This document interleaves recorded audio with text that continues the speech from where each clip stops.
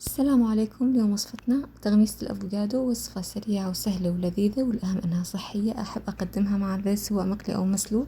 هاي المقادير اللي يحب يصور الشاشة، وبالتأكيد لاقوها كاملة بصندوق الوصف أسفل الفيديو. في عندنا حبة أفوكادو ناضجة طبعا، قشرها خشن ولونها شوي غامق. أفتحها بهاي الطريقة. في عندي حبة ثوم وحدة، أحط عليها مقدار الملح وأهرسها بهاي الطريقة، وأتأكد إنه الثوم انهرس بشكل كامل وما ضل فيه قطع كبيرة. لحتى نقشر الأفوكادو نمرر ملعقة بين القشر وبين اللب بهاي الطريقة من كل الأطراف لحتى نستخلص اللب.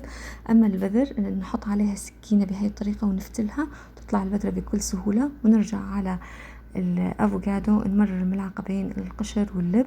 أحاول إني أقطع شوي الأفوكادو بالملعقة، وبعدها راح أضيف عصير الليمون، وراح أحاول إني أهرس الأفوكادو مع باقي المكونات وأخلطها. ما بدي إياه يكون ناعم جدا مثل سريلاك الأطفال، لا بدي إياه يكون شوي في قطع صغيرة.